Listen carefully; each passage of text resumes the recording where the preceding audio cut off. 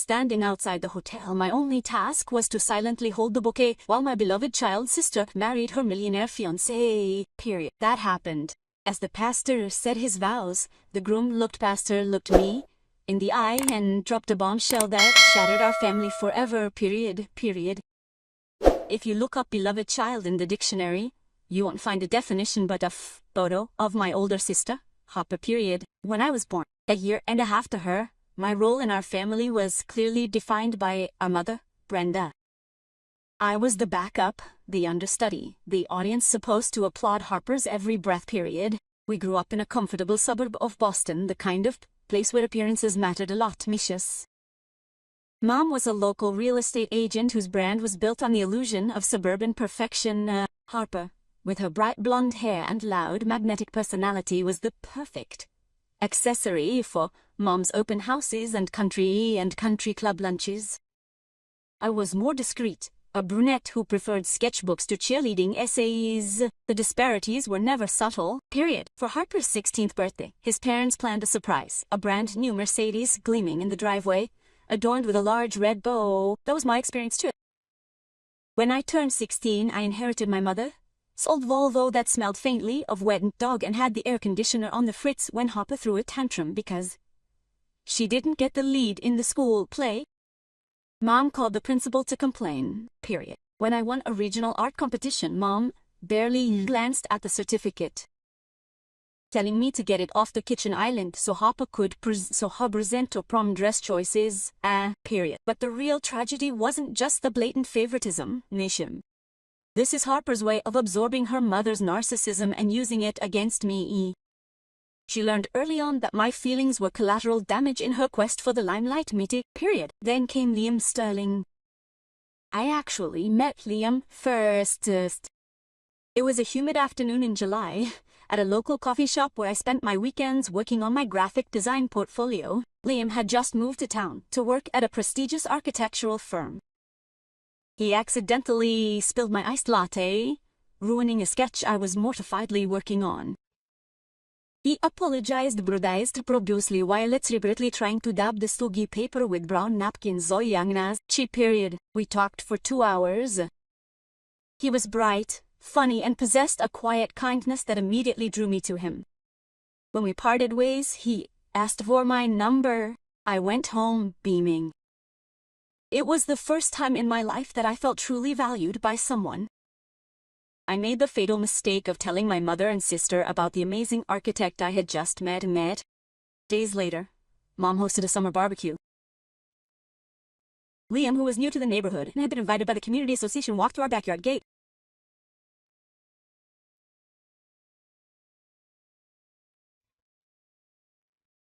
Harper seemed to appear from thin air. Mom had already filled him in on Liam's family history. The Sterlings were an old Connecticut family. Period. For the rest of the afternoon, Harper clung to Liam's arm, laughing too hard at his jokes and giving him her best smile. Period. Mom strategically kept me cornered in the kitchen, ordering me to make more muesli and restock the coolers and wax. Period. By the end of the month, Harper and Liam were officially dating. When I confronted Harper about it, she just shrugged her shoulders as she applied lip gloss in my vanity mirror. Oh, please, Chloe, he's not your thing anyway. Plus, Mom thinks we're a better match. I'm just more presentable. Period. I swallowed the pill of running away from my job more. I convinced myself that Liam was just another guy blinded by Harper's superficial charm. But it hurt. Period. It hurt because every time he came over, he'd seek me out, ask me questions about my art, remember little details from our first conversation. I'd answer curtly, building a wall to protect myself. Period. 2 years later, Leah proposed to me.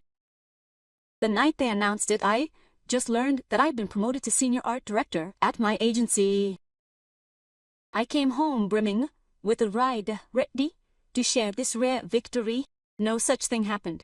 I entered a living room overflowing with champagne, balloons, and a mother crying tears of joy. Harper presented me with a 3-carat diamond ring. I forced a smile and offered her my congratulations. Later that evening, once the guests had left, I quietly mentioned my promotion to my mother as she loaded the dishwasher. She didn't even look up. That's great, Chloe, but please don't make it personal just yet. Her sister has just secured her future in the Sterling family. Don't try to steal her thunder. I'm not stealing her thunder. Mom, I whispered, the exhaustion of 25 years weighing on my shoulders. I just wanted you to be proud of me. For once, Mom finally turned to me, her expression cold and calculating. She wipes her hands on a dish towel and utters the words that will forever be etched in my memory. You must accept your place in this family, Chloe. Harper is special. You will always come after your sister. Resolve it soon and your happiness will grow. If I thought being the neglected little sister was a bad thing, being forced to play matron of honor at Harper's wedding of the century was a specialized form of psychological torture. My mother insisted that I play the role, not out of sisterly love, but because I was free labor. Harper needs someone organized, she had said, and you have a lot of free time. That was the case for the next 8 months. I became an unpaid wedding planner. Harper's vision was grand and constantly changing. She wanted peonies flown in from Holland, a custom gown from a Parisian boutique, and a reception at the Sterling family's sprawling estate on a sprawling estate. She fired 3 wedding planners because they told her some of her requests were logistically impossible to fulfill. So the onus fell on me, period. I spent my nights creating spreadsheets, negotiating with vendors, and soothing the bruised egos of caterers who had been yelled at by the bride. All the while, Harper treated me like an underperforming assistant. Chloe, the napkins are cream. Can't see. Are you blind? She yelled into the phone. Or you need to pick up my dress from the tailor right now. I don't care if your work presentation isn't. It's my wedding, period. But the forced proximity of wedding planning led to an unexpected complication. Liam, who remembered attending exclusive wedding lunches with his wealthy friends, and I ended up navigating the logistical nightmares together. When the florist threatened to quit, Liam and I headed to the greenhouse to smooth things over. When the caterer, the head woodworker, needed one last le double-seat tasting and Harper was too exhausted from his massage to attend, Liam and I sat in the empty dining room enjoying truff and roast dark mahous. It was during these stolen moments that the walls between us began to crumble. The crypt of Harper's stifling presence. The brilliant, kind man I'd met at the cafe had returned. We talked about art, architecture, our dreams. He confessed his concerns about the scale of the wedding, acknowledging that he preferred something small and intimate. Sometimes I feel like I'm just a prop in Harper's production, he said one evening, swirling a glass of wine in the caterer's kitchen. He looked tired. The shadows under his eyes were dark and heavy. My heart ached for him, but I kept my boundaries. She wants things to be perfect for you both, Liam. She looked at me, her gaze piercing through my polite lie. Is Chloe realistic, or is she just aiming for perfection for herself? I didn't answer. I couldn't. As the wedding approached, Liam's family began to arrive. His mother, Eleanor Sterling, was a formidable woman with bright eyes and a no-nonsense demeanor. Mom, who seemed embarrassed by Eleanor, remained polite and distant. The tipping point came at the rehearsal dinner at the local country club. Mom had spared no expense, maxing out her credit cards to make sure she looked like she belonged in the Sterling family. Harper was in her element, dressed in a white designer cocktail dress and holding her own period during the toast. Harper stood up and tipped her glass of champagne. Without follow-up, a 15-minute monologue devoted entirely to herself. She talked about her journey to finding the perfect dress, the effort she had put into putting together the guest list, and how lucky Liam was to be marrying into her family. She barely mentioned Liam's qualities and completely ignored his family. I saw Liam's face tense. I saw Eleanor Sterling's jaw set in a hard line. The scarper finally finished. Amidst polite tense applause, she sat down and immediately snapped my fingers at me across the table. Chloe, my glass is empty. Go get the waiter. I felt the heat rise in my eyes, the humiliation burning in my throat. But before I could stand, Liam's hand shot out and gently grabbed my wrist under the table. "Chloe is a guest, Harper," Liam said in a low voice but imbued with a sudden, icy authority that silenced the surroundings. "She's not your servant. You can ask the waiter yourself." Silence fell over the table. Mom jumped, her gaze nervously on Nor. Harper drank red wine, shocked that her fiancé dared to contradict her in public. "I was just asking my sister a favor, Liam." "For heaven's sake, no need to be so dramatic," Mark scoffed and, trying to catch himself with a forced laugh, won. "She's been doing you a favor for 8 months and drama," Liam replied in a low voice. "Let her eat, period." Across the table, Eleanor Sterling caught my eye. She didn't smile, but she gave me a slow, deliberate nod of approval. Woody. For the first time, I realized that Liam's family saw exactly what was happening. He saw Harper for who she was until later that evening. As I was putting away the centerpieces, Liam found me in the dark hallway of the country club. "I'm sorry about tonight," he said as he approached me. The scent of his cedarwood cologne enveloped me. "It's okay, Liam. I'm used to it," I said, not meeting his eyes. "You shouldn't," he whispered. He reached out, his fingers brushing a strand of hair behind my ear. The touch sent an electric shock straight to my heart. "You deserve so much better than the way he treats you. Chloe. You deserve so much better than the way he treats you, Chloe. You're incredible. You made it through this." I stepped back, my breath catching. "No, you're marrying my sister tomorrow."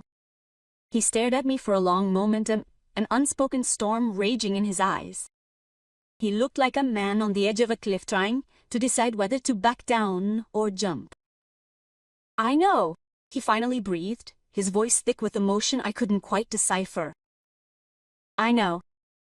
He walked away, leaving me alone in the dark. I went home crying, terrified of what tomorrow would bring, unaware that the real storm had only just begun. And the morning of the wedding was a masterclass in controlled chaos. We were at the Swish Estate in Massachusetts. A breathtaking estate with hills that sloped all the way down to the ocean. It was the perfect backdrop for Harper's fabricated account, and the bridal suite looked like a war zone, U-zone. By a.m., Harper was on her third mimosa and yelling at the makeup artist that her cheekbones weren't sculpted enough. Period. Mom was running around with a steamer, aggressively steaming the bridesmaids' dresses, all the while shooting venomous looks at anyone who was breathing too loudly. "Chloe." Mom snapped her fingers and threw a velvet box at my chest. "Take those cufflinks to Liam's suite. For the love of God, fix your hair. You look like you just rolled out of bed, and the photographer from Boston Wedding Magazine will be here in 10 minutes. I bit my tongue. I smoothed out my navy dress and made my way through the labyrinthine hallways of the estate to the groom's quarters. When I knocked and pushed open the door, the room was surprisingly quiet. The groomsmen had left. Liam stood alone by the window, staring out at the Atlantic Ocean. She was already wearing her custom Tom Ford tuxedo and was devastatingly beautiful, but her shoulders were tense and hunched up around her ears. I said softly, setting the velvet box down on a mahogany side table. "Mom sent the cufflinks." He turned around, his eyes bloodshot, and he looked completely exhausted. He didn't look at the box. He looked at me. Chloe pointed. She closed the distance between us, stopping just a foot away. The air in the room suddenly thickened. "Are you okay?" he asked. "I should ask you, I replied, trying to force a reassuring smile. "It's just the track before the wedding. Everyone has them." "It's not the track," Liam said, his voice a gravelly whisper. He seemed to want to say something else, something massive, but then there was a booming noise in the hallway. Shawnee. The door opened and his best man, Tran, came rushing in. "There you are, man. The photographer wants the boys on the grand staircase. Let's go, Tran barked, clapping Liam on the back. Tran gave me a disdainful look up and down before leading Liam toward the door. Liam looked over his shoulder at me, his expression completely unreadable. 2 hours later, the Quatuor Accord began playing Pachel Bell-Bell's Canon in D. I walked down the aisle, clutching my bouquet so tightly my knuckles turned white. Full stop. I sat down before the hotel, feeling the collective gaze of 300 high society guests milling about. The music intensified, Bahantre, shifting to the wedding march. Harper appeared at the end of the aisle, practically beaming in a custom Carolina Herrera gown that cost more than my college tuition. Mom dabbed her eyes with a lace handkerchief in the front row, beaming with fierce triumphant pride. This was her masterpiece, her golden child, who had earned the golden ticket. She reached the hotel and her father held her hand. She grasped Liam's hands, flashing her smile, ready for the camera, ready. Liam's face, on the other, was a mask of stone. The pastor, Reverend Miller, began the ceremony. She spoke of love, patience, and the sacred bond of marriage. The words seemed hollow, bouncing off the vaulted ceilings of the estate's great hall. I kept my eyes fixed on the floor, counting the seconds until I handed the ring to Harper and retreated to the background where I belonged. And now, Reverend Miller announced, and me, his voice echoing through the microphone, Liam and Harper have chosen to recite their own vows. Harper began. She unrolled a piece of thick, textured parchment paper. Lim, she said as she unrolled it, her voice echoing in the silent room. The moment you stepped into my garden, I knew you were the missing piece of my perfect puzzle. You're giving me the life I've always deserved. She went on for 3 minutes, not missing a moment's worth of mentioning their upcoming honeymoon in the Maldives and the new house they were supposed to build. Liam, the pastor said softly when she finished, won't you? Liam didn't pull out any paper. He stood perfectly still, his hands resting at his sides. He looked at Harper for a long moment, then slowly turned his head and looked past her. He looked me in the eye. The silence stretched on and on until it became uncomfortable and then unbearable. Mom shifted noisily in her seat. Harper nudged Liam's arm. A warning smile twisted on his face. Liam, she was flattering her under her breath. I can't do this, Liam said. His voice wasn't a whisper. It was spoken clearly, directly into the lapel microphone that echoed off the stone walls. The assembly jumped as one. Mom stood up from her chair. Liam, what are you doing? The newspaper asked, his growing firm. His perfect veneer cracked instantly. Liam took a step back, dropping her hands as if they were burning him. He didn't look at his furious fiancée or the shocked crowd. He kept his eyes on me. I can't marry you, Harper Liam, in a firm, resolute voice. Because the only person in this family who truly knows how to love, the only person I want to stand next to, is Chloe. My heart stopped. The bouquet slipped from my fingers, hitting the marble floor with a thud. Pandemonium. There are simply no other words in the English language to accurately describe the utter chaos that erupted inside the chapel at Crow Point Estate. As those 3 excruciating seconds ticked by after Liam had spoken my name, 300 guests from the creme de la creme held their breath. The silence was so deep, so heavy, that I could hear the faint rustle of the bridesmaids' silk as they shifted uncomfortably, and their dresses sagged. The collective gasp hit the vaulted ceilings, instantly transforming into a deafening cacophony of frantic whispering and shouting, as well as the brutal scraping of wooden chairs against marble floors. Harper's face, previously a perfect mask of blushing newlywed innocence, contorted violently into a growl of pure rage. She ripped her hands from Liam's saddle, her manicured nails practically clawing at the air. She lunged forward, clutching at the lapels of his custom Tom Ford tuxedo, shaking him with terrifying, maniacal force. You're crazy! TD shouted. And her voice, usually carefully modulated, was a shrill, hysterical screech that reverberated hideously on the pastor's lapel microphone before the frantic sound technician mercifully cut the audio feed. You're embarrassing me. You're ruining my day. Read the paper, Liam. Read the damn paper. But the real danger wasn't from Harper's truce. It was from my mother.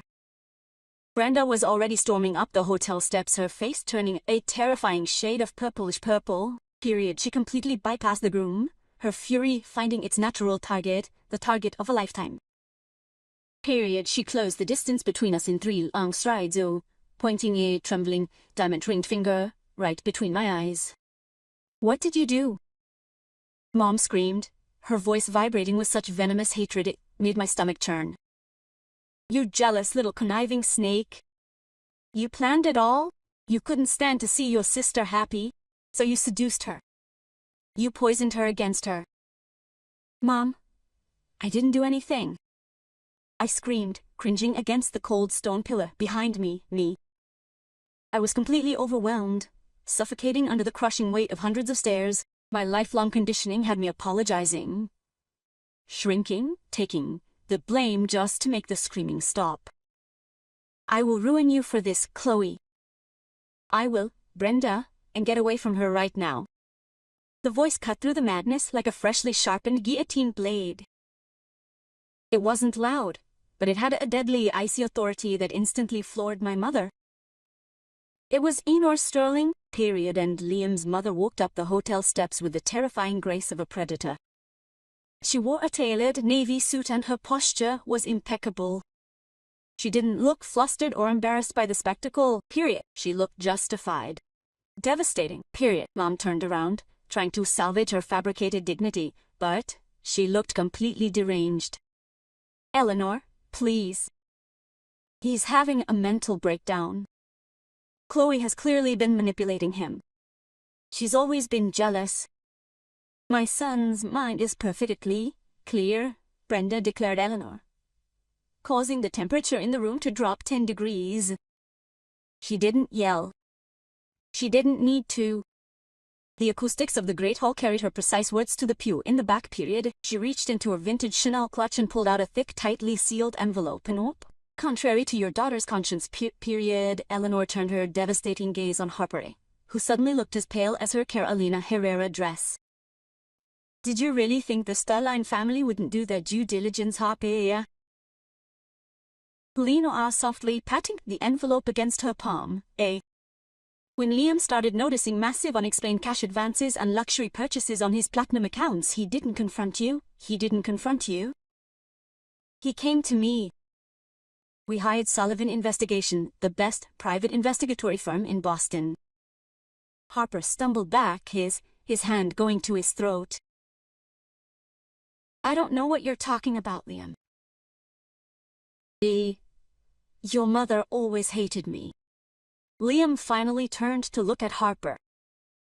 There was no more anger in his eyes, only cold, deep disgust. "I've seen the photos, Harper. I've seen the itemized receipts." He slowly raised his arm and pointed a stiff finger at the panicked group of groomsmen. Tran. All eyes in the chapel turned to the best man. Tran, a normally arrogant former fraternity brother, had completely frozen. His tanned face had drained of blood and turned a sickly gray. The other groomsmen immediately took a collective step away from him, leaving him completely isolated in the hotel. "You have debited $68,000 from my American Express account in the last 6 months. Harper, Dilliam," knowing that voice echoed with absolute overwhelming finality. "To pay off the gambling debts and to finance the little Tuesday afternoon rendezvous you two had at the Copley Plaza Hotel while I was working at the firm." A deafening, horrified silence fell over the room. Even my mother was struck dumb, and her jaw dropped open. Her eyes darted frantically between her darling child, the terrified witness heading for the side exit, and the manicured envelope containing unworthy evidence, and the reality she had carefully constructed was crumbling before her eyes, Harper's knees buckled. She collapsed onto the marble floor, the layers of imported self piling up around her like a deflated parachute.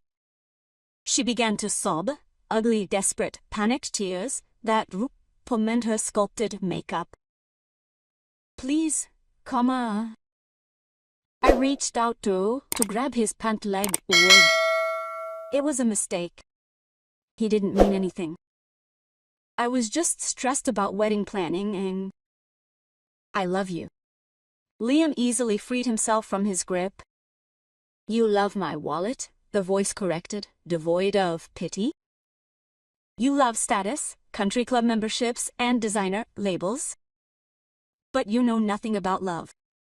You treat everyone around you like trash, especially your sister, period. I've been silent for the past 4 weeks hoping my investigator was wrong, hoping there was some redeeming human quality beneath all your vanity.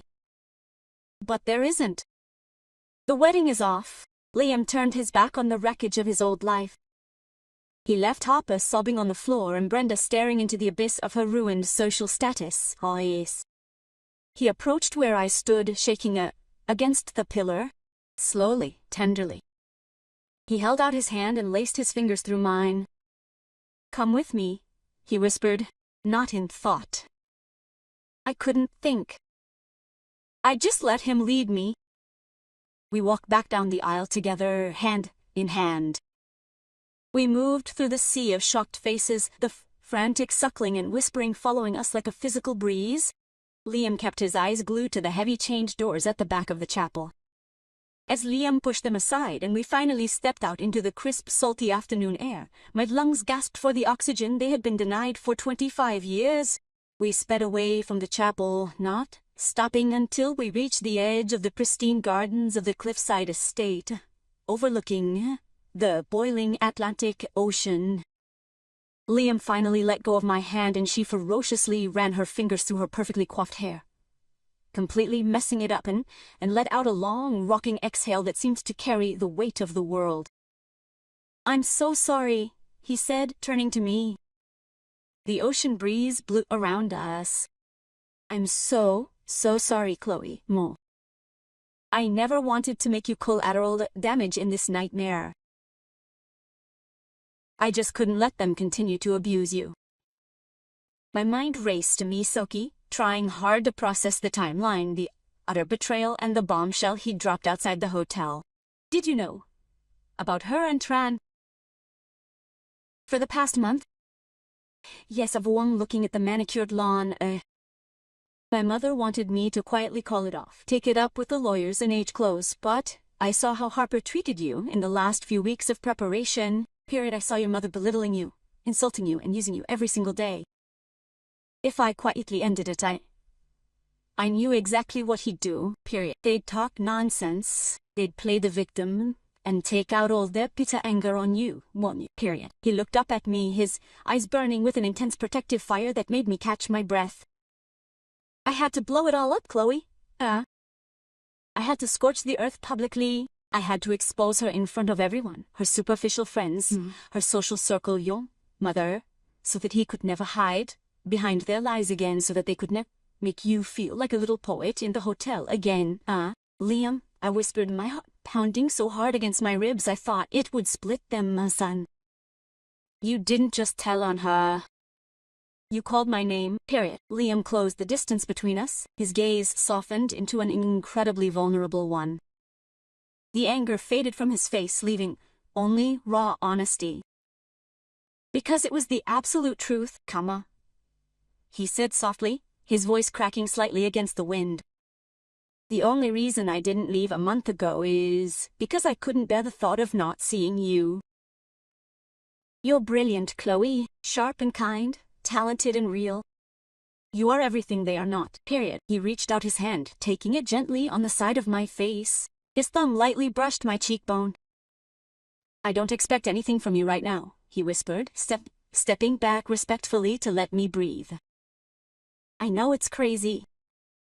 I needed you to know the truth before we part ways forever. You don't come second, Chloe. You never have.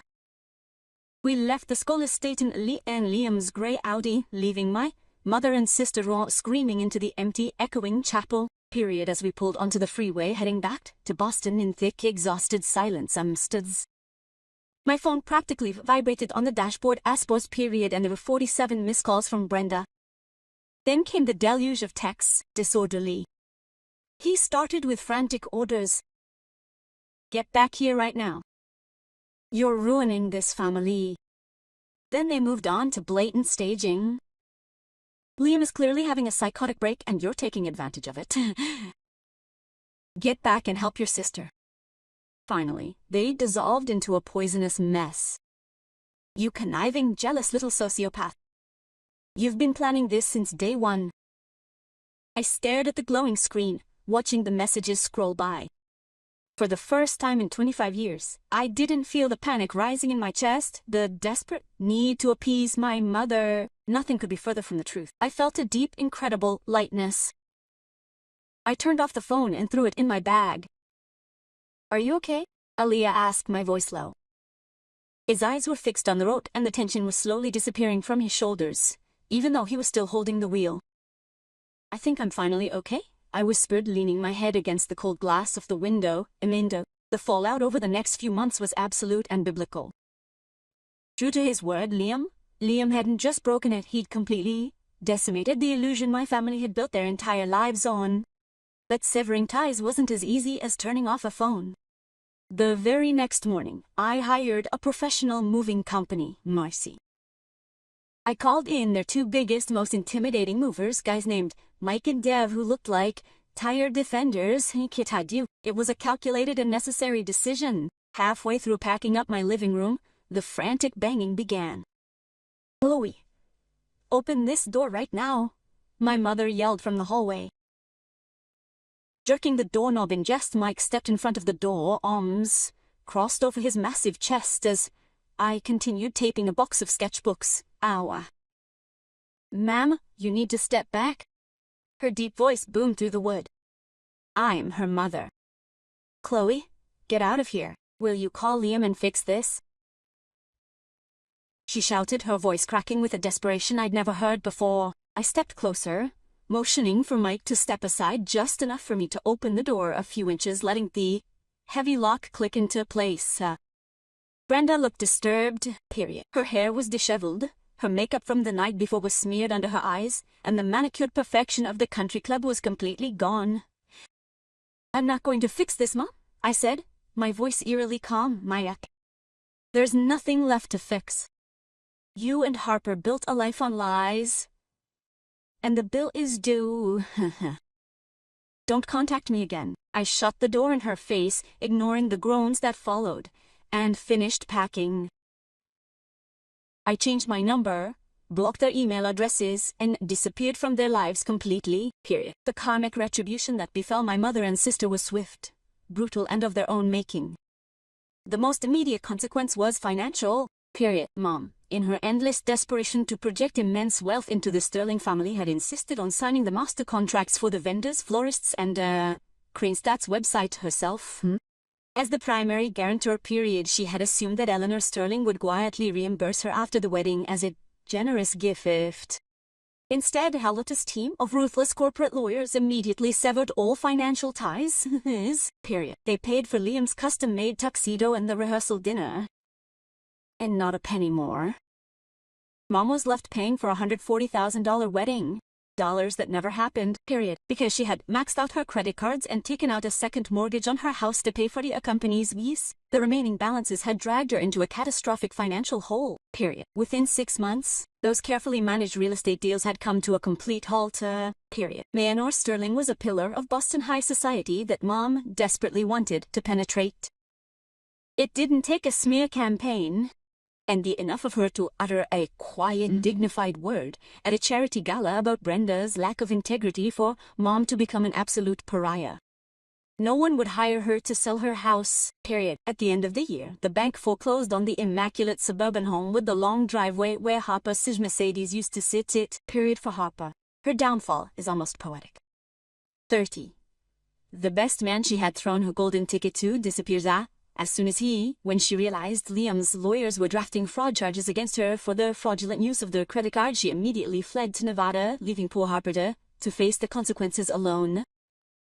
Deprived of Liam's black card and her coveted status as the future Mrs. Sterling, Harper found herself a complete social exile. Her wealthy bridesmaids blocked her on social media. The luxury boutiques where she used to spend her afternoons suddenly stopped offering her champagne politely, asking her to leave when her remaining credit cards began to decline.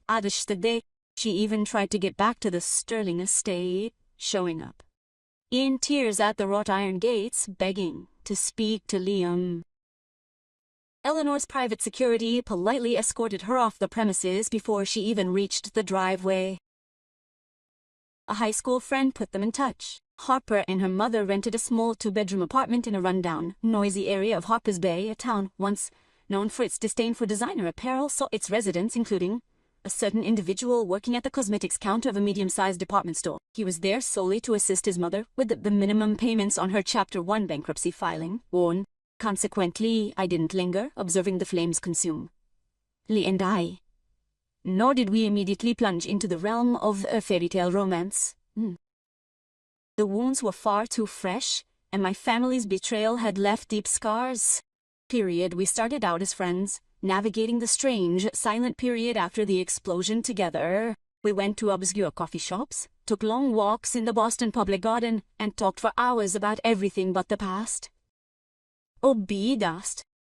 He was infinitely patient, and she knew that I had spent 25 years being programmed to believe that I was second best, a fallback option. He spent the next year quietly proving, with every word and action, that I was the only option he ever really wanted, and if I had to work late at night at my design agency, he would show up with takeout from my favorite Thai restaurant just to sit with me while I worked. But he championed my quest to organize my very first exhibition at an independent gallery. Love, when founded on absolute honesty and genuine respect, has a way of flourishing brilliantly, even on scorched earth. A year and a half after that disastrous day at Scholastat, on a quiet Tuesday evening in his apartment surrounded by my paintings and his architectural plans, Liam finally kissed me. 3 years later, we got married. It was the opposite of my mother's created spectacle. There were no designer dresses, imported Dutch peonies, or fancy photographers. We were married on a wild, windy beach in the United States, with only 15 people in attendance. Eleanor Sterling sat in the front row, wrapped in a woolen robe, dabbing her eyes with a tissue. She had embraced me completely, not as a status symbol to be paraded around her country club, but as the girl she genuinely loved and respected. When it came time for the vows, the atmosphere was crystal clear. There was no hesitation, no underlying tension, no audience to perform in front of. Liam didn't look back, and she held my hands tightly, looked me in the eyes, and promised to choose me first for the rest of her life. And for the first time in my life, I knew with absolute certainty that I would never be in the shadows again. The people you expect to love you most might be the very people you need to distance yourself from to survive. And my mother and sister built a life based on illusions, and when the truth finally came out and their house of cards collapsed, and Thank you so much for listening to my story. If you enjoyed this video, please click the like button, share it with your friends, and subscribe to the channel for more crazy real-life stories.